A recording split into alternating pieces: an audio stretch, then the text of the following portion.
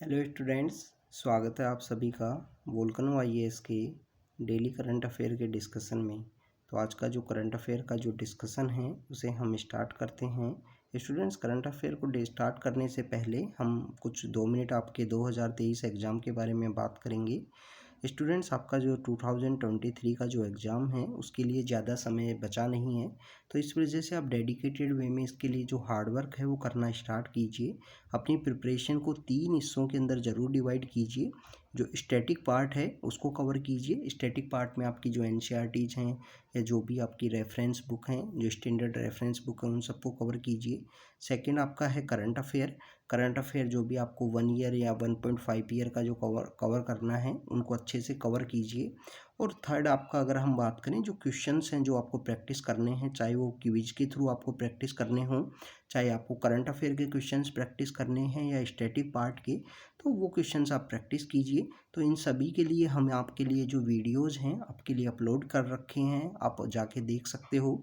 हमने static part भी आपका कवर करने की कोशिश कर रहे हैं और वीडियो अपलोड हो रहे हैं उसके लिए। करंट अफेयर्स को हम रेगुलरली अपलोड कर रहे हैं आपके लिए। और क्वेश्चंस के लिए आपका क्विज है और जो सब्जेक्ट वाइज क्वेश्चंस हैं वो भी यहाँ पे अपलोड किए हैं, कुछ मॉडर्न हिस्ट्री के जैसे, या अगर हम बात करें इन्वायरमेंट है, एंशिएंट हिस्ट्री है, मेडिवल हिस्ट्री है, इन सभी से रिलेटेड जो क्वेश्चंस हैं उनको अपलोड किया है आपके लिए। तो आप ज़रूर जाके देखिए और अपनी प्रिपरेशन को आप अच्छे से डेडिकेटेड वे में स्टार्ट कीजिए स्टूडेंट्स। तो आज का जो करंट अफेयर का जो डिस्कशन है उसे स्टार्ट करते हैं। सबसे पहले अगर हम बात करें हमारे पहले टॉपिक की, तो हमारा पहला टॉपिक है सावित्रीबाई फुले जी के बारे में। सावित्रीबाई फुले जी की रिसेंटली 3 जनवरी को जो बर्थ एनिवर्सरी है वो सेलिब्रेट की गई। तो स्टूडेंट्स, सावित्रीबाई फुले जी वो पर्सनैलिटी हैं जिनके द्वारा सोशल रिफॉर्म, या अगर हम बात करें सोशल जस्टिस के लिए काफ़ी सारी एक्टिविटीज़ हैं वो की गई हैं, इस वजह से ये न्यूज़ के अंदर हैं। सावित्रीबाई फुले जी ने बेसिकली डिप्रेस क्लास या हमारी जो शेड्यूल कास्ट हैं, शेड्यूल ट्राइब हैं, ऐसे जो सेक्शंस हैं जिनको एजुकेशन नहीं मिल पाती है, उन लोगों को एजुकेशन की जो इम्पोर्टेंस है वो बताई। उन लोगों के लिए स्कूल्स ओपन किए और काफ़ी सारे ऐसे प्लेटफॉर्म्स ओपन किए जिनके द्वारा सोशल जस्टिस के जो मूवमेंट्स हैं उनको यहाँ पे बढ़ाया जा सके।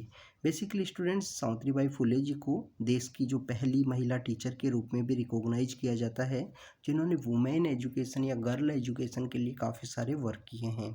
तो ये एक पायोनियर हैं जिन्होंने ओप्रेसिव जो सोशल रिफॉर्म्स हैं उनके लिए काफ़ी सारा वर्क किया है। एजुकेशन, इक्वलिटी और सोशल जस्टिस है जिनके लिए इन्होंने काफ़ी अपना वर्क किया। बेसिकली सावित्रीबाई फुले जी का जो जन्म है माली कम्युनिटी के अंदर इनका हुआ था, जो सतारा डिस्ट्रिक्ट है वहाँ पे 1831 के समय में। 1840 के समय में फिर इनकी शादी हो जाती है 9 साल की उम्र में ही। तो ये बेसिकली एजुकेशन की जो इम्पोर्टेंस है वो जानते थे, क्योंकि अर्ली इनकी मैरिज होने की वजह से इनको एजुकेशन नहीं मिल पाई, तो एजुकेशन की इम्पोर्टेंस जानते थे। सेकंड, आप देखें कि इन्होंने चाइल्ड मैरिज के अगेंस्ट में भी इन्होंने अपनी आवाज़ उठाई है, क्योंकि ये जो अर्ली मैरिज का भी ये जो नुकसान जो होता है वो ये जानते थे। तो इस वजह से आप देखिए कि इन जो चीज़ें इनको नहीं मिल पाई उसके खिलाफ इन्होंने काफ़ी सारी आवाज़ उठाई है, उनकी ये इम्पोर्टेंस जानते थे। सावित्रीबाई फुले जी की जब शादी महात्मा ज्योतिराव फुले के साथ में होती है, तो महात्मा ज्योतिराव फुले वो यहाँ पे काफ़ी इम्पोर्टेंट पर्सनैलिटी हैं हमारे कंट्री में सोशल रिफॉर्म को देखते हुए। तो इन कपल्स के द्वारा काफ़ी सारे वर्क हैं वो किए गए हैं, गर्ल एजुकेशन से रिलेटेड, वुमेन की राइट्स से रिलेटेड और हमारे सोशल जस्टिस के मूवमेंट्स से रिलेटेड। स्टूडेंट्स, इसी इफ़र्ट्स में इन्होंने 1848 के समय में पुणे के अंदर पहला जो गर्ल्स का जो एजुकेशन स्कूल है उसको ओपन किया। ये स्टूडेंट्स 1814 है, 1848 है, 1848 है। तो 1848 के समय में इन्होंने पहला जो गर्ल एजुकेशन स्कूल है उसको ओपन किया पुणे के अंदर में। तो ये बेसिकली काफ़ी इम्पोर्टेंट हैं हमारे यूपीएससी के एग्ज़ाम के पॉइंट ऑफ व्यू से। सावित्रीबाई फुले और ज्योतिराव फुले जिन्होंने सोशल रिफॉर्म एक्टिविटीज़ में काफ़ी इम्पोर्टेंट रोल प्ले किया। और भी बहुत सारे जो रोल हैं वो इनके द्वारा प्ले किए गए, काफ़ी सारा जो सोशल रिफॉर्म में। तो जिसके अंदर अगर हम बात करें स्टूडेंट, जो फूले कपल हैं उनके द्वारा जो वर्क किए गए हैं 1852 के समय में फुले कपल्स के द्वारा वुमेन की राइट्स से रिलेटेड एक महिला सेवा मंडल है उसे इस्टेब्लिश किया गया। महिला सेवा मंडल के थ्रू यहाँ वुमेन का जो इक्वलिटी के लिए, वुमेन की जो राइट्स के लिए विडो रीमैरिज एक्ट है, या अगर हम बात करें कि जो उस समय सती प्रथा जो हुआ करती थी, तो आप देखिए कि ये मूवमेंट भी वो ही समय का है, क्योंकि अब महिला सेवा मंडल इन्होंने जो इस्टेब्लिश किया हुआ है 1852 में किया है। सती प्रथा के खिलाफ जो राजा राम मोहन रॉय ने जो लड़ाई लड़ी थी वो 1828 के समय की है। विडो रीमैरिज के लिए जो ईश्वर चंद्र विद्यासागर ने जो लड़ाई लड़ी है वो 1856 के आसपास का समय है। तो ये वही समय है जिस समय में हमारी सोसाइटी में सोशल एविल्स, ऐसी प्रैक्टिस जिससे महिलाओं को यहाँ पे डेरोगेटरी थे, महिलाओं के लिए, वुमेन्स का लिए डेरोगेटरी ऐसी प्रैक्टिस हुआ करती थी, तो उनके अगेंस्ट में इन्होंने लड़ाई लड़ी। 1860 में इन्होंने बार्बर्स की एक स्ट्राइक करवाई। उस समय में एक प्रथा हुआ करती थी, एक सोशल कस्टम हुआ करता था कि जो महिलाएं हैं, जो विडो वुमेन हैं, उनकी जो हेड है उसको सेव कर दिया जाता था। तो उसको बेसिकली उसके अगेंस्ट में इन्होंने बार्बर्स की स्ट्राइक करवाई और इस जो कस्टम है इसको रोकने की कोशिश की। थर्ड, अगर हम बात करें बाल हत्या प्रतिबंधक जो गृह है, ऐसा घर उन्होंने क्रिएट किया जिससे इन्फेंटिसाइड है उसको रोक सकें। तो ये भी वर्क इनके द्वारा किए गए हैं, फुले कपल्स के द्वारा। सावित्रीबाई फुले बेसिकली यहाँ पे इंटरकास्ट मैरिज, विडो रीमैरिज और चाइल्ड एजुकेशन है या चाइल्ड मैरिज है, उससे रिलेटेड इन्होंने काफ़ी सारे सोशल इश्यूज़ के ऊपर में वर्क किया। 1873 के समय में ज्योतिराव फुले के द्वारा सत्यशोधक समाज को इस्टेब्लिशमेंट किया गया था। तो सत्यशोधक समाज का जो इस्टेब्लिशमेंट किया था उसका मेन एम ये था कि ऐसे जो हमारे कास्ट हैं, रिलीजन हैं, या जो ऐसे जो लोग हैं जिनको सोशल जस्टिस की काफ़ी ज़्यादा इम्पोर्टेंट है या सोशल इक्वलिटी की काफ़ी ज़्यादा इम्पोर्टेंस है, तो उन लोगों को यहाँ पे एक प्लेटफॉर्म प्रोवाइड करने की कोशिश की गई सत्यशोधक समाज के द्वारा। तो स्टूडेंट्स, ये सावित्रीबाई फुले और ज्योतिराव फुले जी के कुछ वर्क हैं। सावित्रीबाई फुले वो पर्सनैलिटी हैं जिन्होंने गर्ल एजुकेशन के लिए काफ़ी सारा वर्क है जो किया है हमारे गर्ल एजुकेशन के लिए।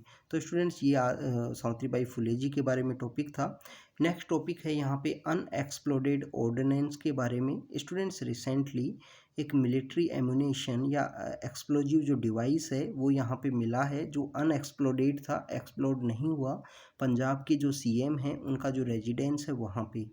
बेसिकली यूएक्सओ जो है, अनएक्सप्लोडेड ऑर्डिनेंस जो होता है, ये एक मिलिट्री का एक डिवाइस होता है या ऐसा एक डिवाइस होता है जो फायर तो किया गया है बट वो एक्सप्लोजिव, यहाँ पे एक्सप्लोजिव उसका नहीं हुआ, वो एक्सप्लोड यहाँ पे नहीं हो पाया। फायर के बाद में अनएक्सप्लोड होना बेसिकली उसको माना गया है। फायर्ड है बट अनएक्सप्लोड है। तो स्टूडेंट्स, ऐसा डिवाइस पंजाब के अंदर मिलना काफ़ी ज़्यादा एक सीरियस कंसर्न है। क्यों कंसर्न है स्टूडेंट्स? क्योंकि आप देखिए कि पंजाब एक बॉर्डर स्टेट है। फर्स्ट, पंजाब का जो हिस्ट्री है वो भी काफ़ी ज़्यादा यहाँ पे इंसर्जेंट एक्टिविटीज़ से रिलेटेड रहा है। चाहे आप देखिए कि काफ़ी सारे जो कंटिन्यू आफ्टर द, अगर हम बात करें कि इंडिपेंडेंस के बाद से ही 90s का समय या 80s के समय में जिस तरीके के वहाँ पे इंसर्जेंसी की एक्टिविटी थी, इसके बाद में स्टूडेंट्स रिसेंटली भी पंजाब के अंदर ऐसी काफ़ी सारी एक्टिविटीज़ आई हैं जिसके अंदर आप देखिए कि पंजाब के अंदर जो पुलिस का एक हेडक्वार्टर था उसके ऊपर ड्रोन से जिस तरीके से अटैक किया गया था। तो इस तरीके के जो इसके बाद में पंजाब ड्रग्स के लिए भी काफ़ी ज़्यादा जाना जाता है, क्योंकि ड्रग्स का जिस तरीके से वहाँ पे ब्लैक मार्केट है। तो ये सब एक सीरियस कंसर्न के रूप में है हमारे पंजाब स्टेट के लिए। तो इस तरीके का जो डिवाइस की अगर हम बात करें, ये यूएक्सओ बेसिकली जो डिवाइस होता है, ये वॉर के बाद में मिलिट्री की जो यहाँ पे बैटल होती हैं या जो फायर फील्ड की जो एक्सरसाइज होती हैं, फील्ड फायरिंग की जो एक्सरसाइज होती हैं, वहाँ पे भी ये बेसिकली इस तरीके के जो डिवाइस हैं वो मिलते हैं। इनको इवन जो मिलिट्री जो स्कार्प होता है, मिलिट्री जो कचरा होता है जिसको एक कंट्री से दूसरे कंट्री में ट्रांसपोर्ट किया जाता है, तो उनके अंदर भी मिल सकते हैं।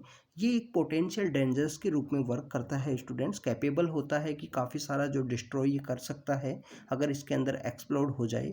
बट इसको अगर सही वे में न्यूट्रलाइज कर दिया गया प्रोफेशनल जो लोग हैं उनके द्वारा, तो इससे हम बच सकते हैं। तो इस तरीके का बेसिकली यूएक्सओ मिलना रेजिडेंस के अंदर, पंजाब सीएम की रेजिडेंस के अंदर, तो ये काफ़ी सारा एक सीरियस का इशू है स्टूडेंट्स। नेक्स्ट टॉपिक की अगर हम बात करें, नेक्स्ट टॉपिक है इंडियन राइनासोर्स के बारे में। अभी रिसेंटली एक रिपोर्ट आई है कि 2022 के समय में इंडियन राइनासोर्स जो वन हॉर्न राइनो है जिनका पोचिंग किया जाता है, तो आसाम के अंदर में कोई भी राइनो का पोचिंग नहीं हुआ है 2022 के अंदर में। सबसे पहले हम जानेंगे इंडियन राइनोज़ कहाँ कहाँ मिलते हैं। तो इंडियन राइनोज़ जो बेसिकली पाए जाते हैं वो ब्रह्मपुत्रा वैली के अंदर पाए जाते हैं। इसके अलावा जो नॉर्दर्न बंगाल का पार्ट है, जो सदर्न नेपाल का पार्ट है, वहाँ भी कुछ ऐसे रीजन हैं जहाँ पे ये पाए जाते हैं। कैरेक्टरिस्टिक क्या होती है, इनका एक हॉर्न होता है जो सिंगल ब्लैक हॉर्न होता है, वो 60 मीटर तक ग्रो होता है। टफ होता है, ग्रे ब्राउन जो हाइड होता है, स्किन के अंदर जो हाइड होता है उसका जो कलर है वो ग्रे ब्राउन होता है। विच गिव्स द एनिमल इस कैरेक्टरिस्टिक आर्मर प्लेटेड लुक। तो बेसिकली इस तरीके का इनको लुक मिलता है उस हॉर्न की वजह से, और उस हॉर्न का यहाँ पे पोचिंग किया जाता है।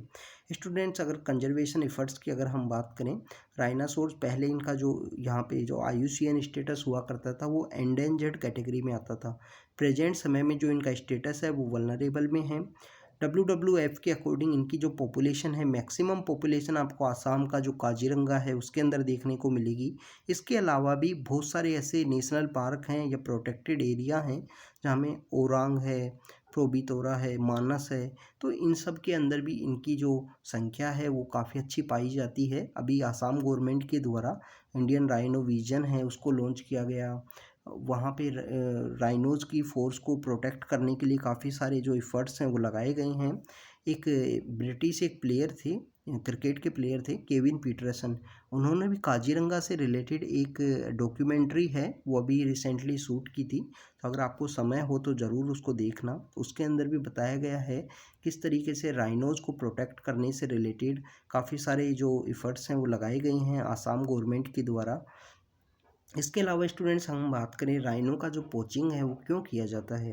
तो राइनो का जो पोचिंग है स्टूडेंट्स, राइनो का पोचिंग इस वजह से किया जाता है कि इसका बेसिकली जो हॉर्न है उसको ट्रेडिशनल जो मेडिसिन इंडस्ट्री है चाइना की, वहाँ पे उसको रखा जाता है। इसके हॉर्न को यहाँ पे स्टेटस ऑफ सिंबल के रूप में भी जाना जाता है। जो वियतनाम का जो एरिया है, वियतनाम जो कंट्री है, वहाँ पे स्टेटस ऑफ सिंबल के रूप में, इस वजह से इसका जो पोचिंग है वो हमको देखने को मिलता है। राइनोज़ की अगर हम स्टेटस की बात करें तो IUCN स्टेटस है वल्नरेबल स्टूडेंट्स इनका। पहले इनका एंडेंजर्ड कैटेगरी में आता था, अब प्रेजेंटली स्टेटस है वल्नरेबल। तो ये आपको पता होना चाहिए, स्टेटस है इनका वल्नरेबल। यहाँ आपके लिए एक होमवर्क है। आसाम के अंदर टोटल 7 नेशनल पार्क हैं।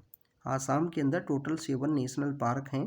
तो आप आसाम के अंदर जो 7 नेशनल पार्क हैं उनको आप वेस्ट से ईस्ट की डायरेक्शन में लिखना है। आपको कमेंट सेक्शन के अंदर आपको बताना है।